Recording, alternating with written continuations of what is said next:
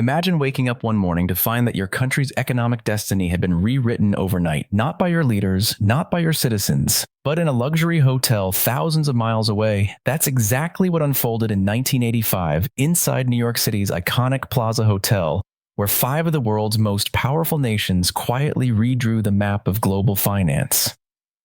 On that day, the United States persuaded Japan, West Germany, France, and the United Kingdom to join a plan that would deliberately lift the value of their currencies while weakening the almighty dollar. It sounded like diplomacy, but beneath the polite smiles and polished press statements, something darker was at play. A decision that would supercharge Japan's rise and then destroy it. A single meeting that ignited one of the most dramatic economic booms and crashes the modern world has ever seen. Before we unravel this hidden story of global money and manipulation, make sure to subscribe and comment where you're watching from. I love seeing how global our audience really is. Now, let's travel back to the moment that changed everything, the Plaza Accord, and uncover how one secret deal reshaped the world's financial system for decades.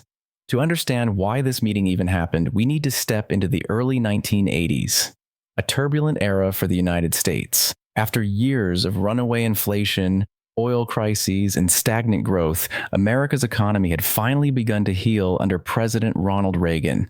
But recovery came with a dangerous side effect. Interest rates soared to historic highs, attracting floods of foreign money into U.S. assets. The dollar exploded in value, rising more than 50% between 1980 and 1985. To many, that seemed like a sign of strength. The dollar was back on top of the world. But for American manufacturers, it was a slow-motion disaster. A strong dollar made U.S. goods painfully expensive overseas, while foreign imports, especially from Japan and Germany, became cheap and irresistible to American consumers. Japanese automakers like Toyota and Honda crushed Detroit's car industry. Sony and Panasonic dominated electronics. Factories across the Midwest closed, and unemployment rose. America's trade deficit ballooned to record levels. By 1985, public frustration had reached a boiling point. The U.S. was drowning in debt to foreign creditors, and politicians were desperate to stop the bleeding. Something had to give. Across the Pacific, Japan was living the opposite story. Its currency, the yen, was undervalued. Its exports were booming. Its trade surpluses were massive. Japan was becoming the industrial powerhouse of the world, but its success was fragile, built on an economy addicted to exports, especially to the US. In Washington, patience was running out. American officials accused Japan of deliberately keeping its currency weak to gain an unfair advantage, what we now call currency manipulation.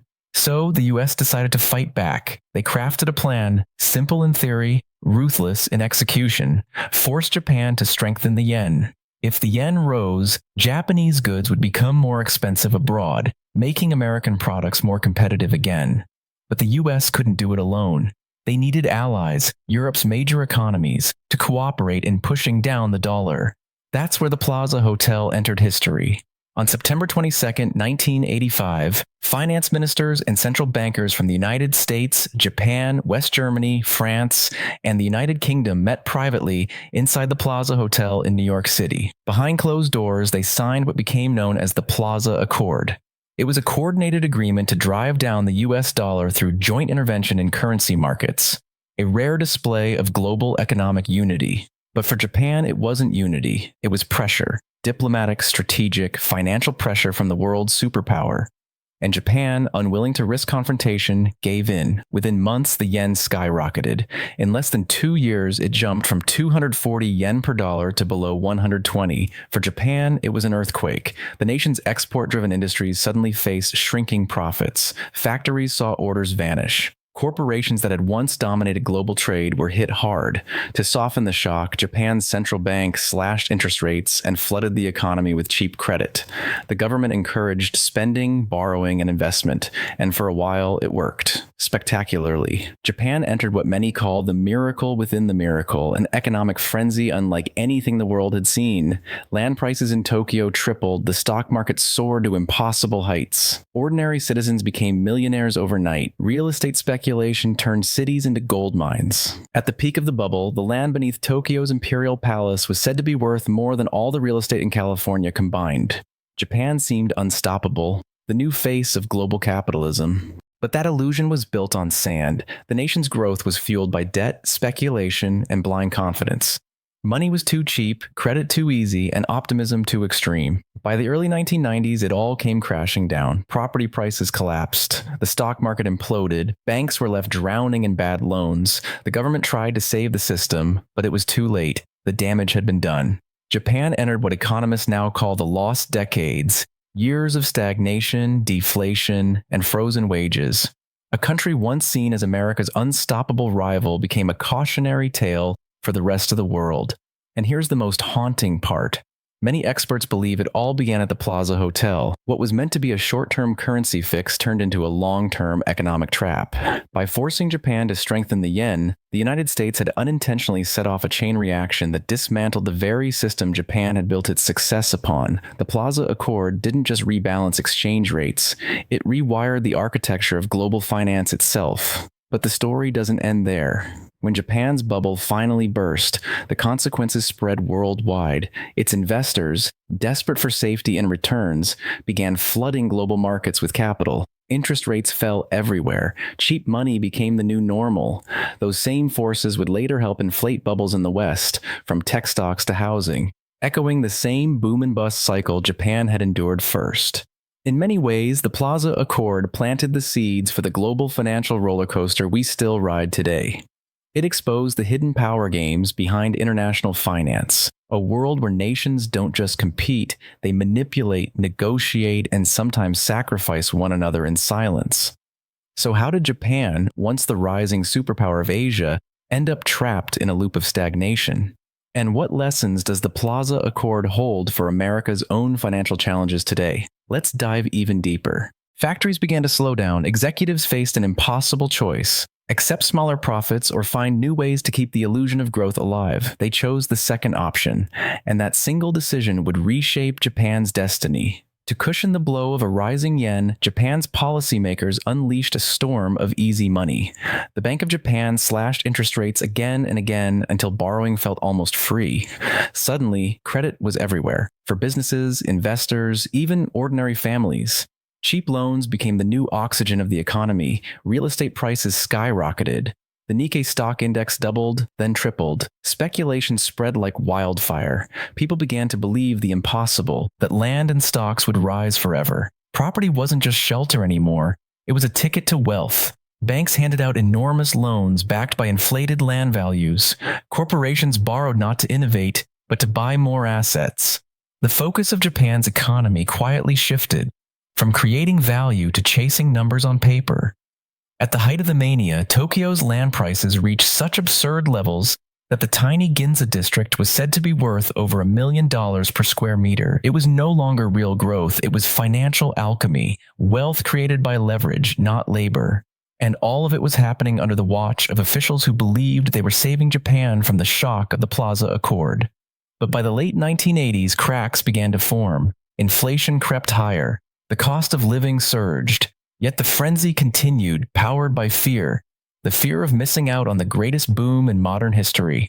Politicians were afraid to intervene, bankers were making record profits, and citizens were convinced they'd found a shortcut to prosperity. The entire country was trapped inside an illusion that felt real, until it wasn't. By 1989, the Nikkei reached almost 39,000 points, more than double its level just 3 years earlier. But beneath the glittering surface, Japan's foundation was rotting.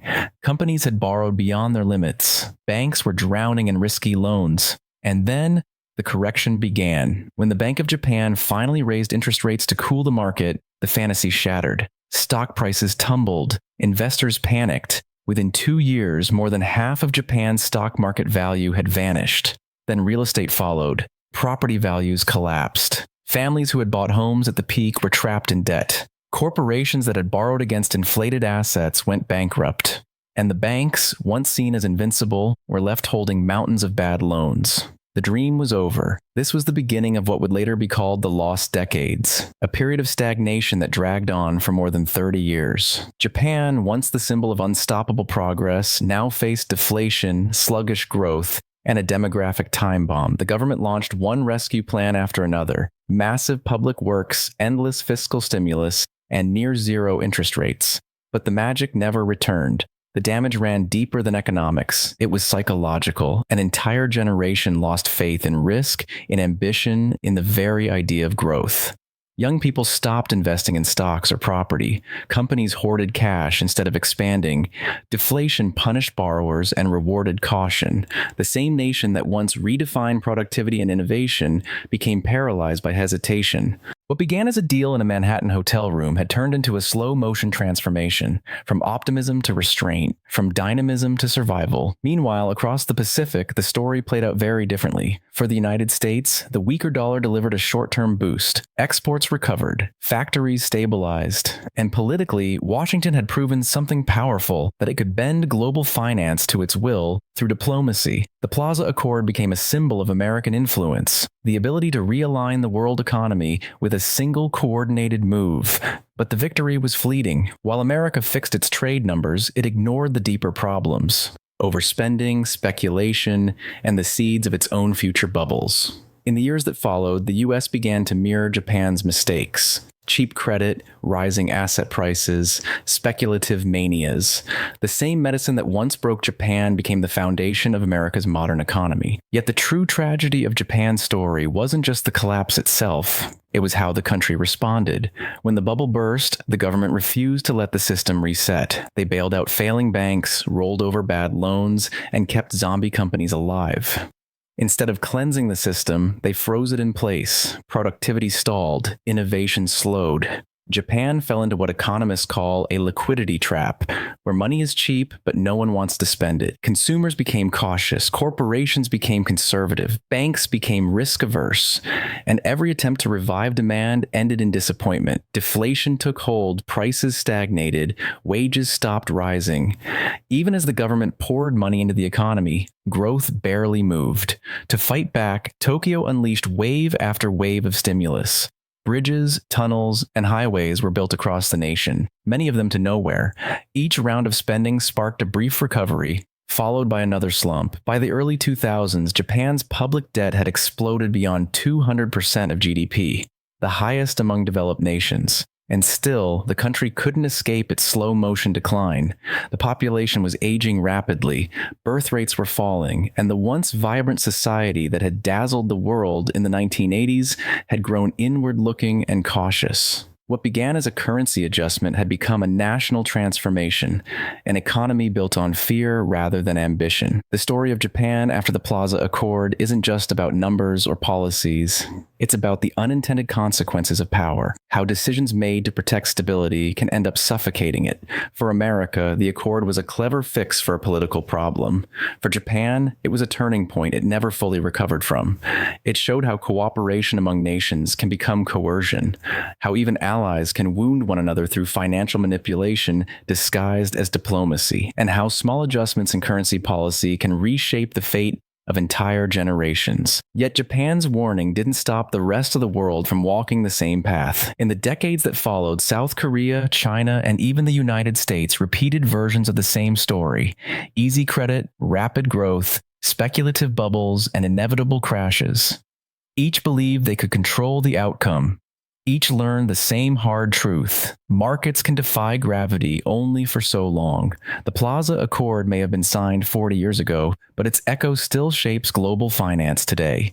It taught nations how to weaponize their currencies, how to inflate and deflate entire economies through coordination, and how even the best intentions can trigger decades of unintended consequences.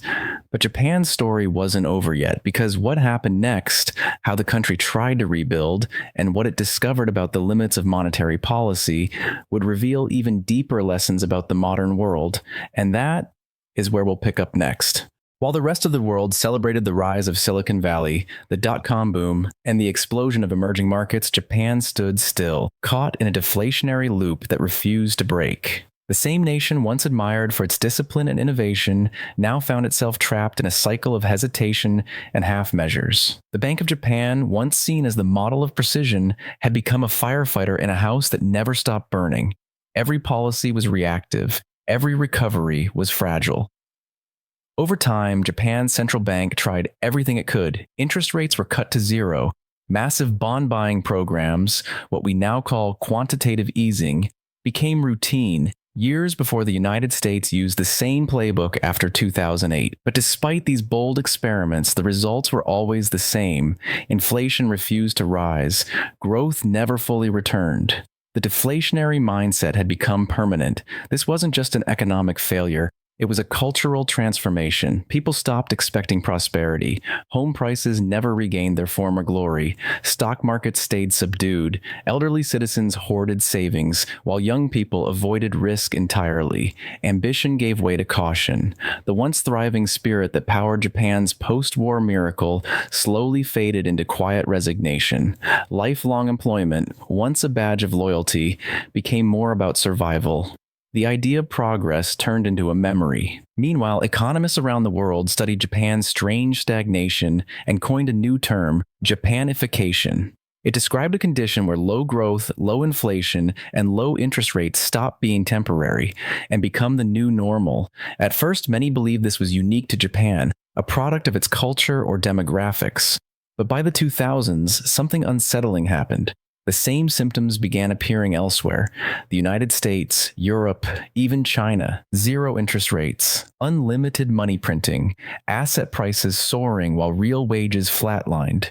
It turned out Japan wasn't an outlier. It was a preview. The Plaza Accord had been just the opening act in a global era of monetary manipulation, a world where economies were no longer driven by productivity, but by policy. And once governments lose faith in organic growth, they start chasing artificial stability through credit, through debt, through endless stimulus. For Japan, the cost of this illusion was enormous. Public debt ballooned to levels once thought impossible. Yet the system stayed afloat because most of that debt was owned by Japanese citizens themselves. This domestic safety net allowed the appearance of stability, but it came at the price of stagnation. An entire generation born after the 1990s grew up without ever experiencing real economic expansion. The lost decades had quietly turned into a lost generation. What made Japan's story so remarkable was that its downfall wasn't triggered by war, corruption, or collapse from within, but by a cooperative agreement meant to help. The Plaza Accord was supposed to rebalance the world economy. Instead, it set off a chain reaction that hollowed out one of its strongest players. The combination of forced currency appreciation and easy money created a bubble too large to control and a hangover too deep to escape. Look closely today, and you'll see the same forces repeating on a global scale. Cheap credit, overvalued assets, governments terrified of deflation. From Washington to Frankfurt, central banks now use interest rates as levers to manage entire economies. Every major nation fears stagnation more than inflation, and in doing so, they've built systems that reward debt and punish saving. The same trap Japan fell into is now a global condition. When nations manipulate currencies or interest rates, they believe they're protecting themselves. But in a hyper-connected world, one country's relief becomes another's burden. The Plaza Accord proved that even cooperation can be a form of coercion. Japan's leaders didn't resist U.S. demands in 1985 because they believed in partnership, but what followed exposed a harsher truth. Financial diplomacy rarely serves all sides equally. Ironically, despite its struggles, Japan still remains one of the world's largest economies. Its infrastructure is world-class. Its technology sector remains advanced. Its society is stable and orderly. But the spark, the belief in an ever-rising future, never truly returned. What America saw as a necessary correction became Japan's slow-motion decline. For today's policymakers and investors, the lesson is clear. Every artificial adjustment to a market carries hidden costs. When currencies, interest rates, or capital flows are distorted, the long-term damage can far outweigh the short-term gain. Every intervention leaves a scar. Every boom built on manipulation carries the seeds of its own collapse. The Plaza Accord is often remembered as a diplomatic success, a clever realignment of global trade, but beneath that surface lies something deeper, the dawn of an age where financial power replaced industrial strength, and policy became the true engine of the global economy. It marked the beginning of an era where nations could reshape each other's destinies, not with armies, but with exchange rates. And while the United States may have won that moment, the world it created is now turning against it. Because the same system that broke Japan, dependence on cheap credit, relentless borrowing, and faith in endless liquidity, has now become the foundation of global finance, America. Like Japan before it, has built its prosperity on leverage and confidence. And as history reminds us, both can vanish overnight. Japan's experience stands as a mirror, a reflection of what happens when short-term relief replaces long-term resilience. It shows how even the most advanced economies can lose their edge when speculation overtakes innovation and fear replaces faith in the future. No central bank, no policy, no stimulus can outsmart human behavior. When people lose belief in progress, no amount of printed money can make them spend, invest, or dream again. The Plaza Accord wasn't a conspiracy. It was a cautionary tale, a lesson written not in theory, but in decades of stagnation.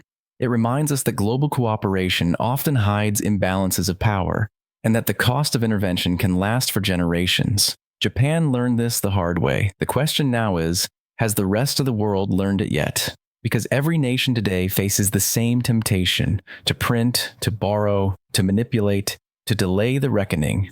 But as Japan's story shows, every delay only makes the fall harder when reality finally returns. So the next time you hear a policymaker talk about stimulating growth or managing currencies, remember Japan, remember the Plaza Accord, remember how one signature reshaped a nation and how its echo still shapes the world we live in today. Because history doesn't repeat exactly, but its rhymes are growing louder.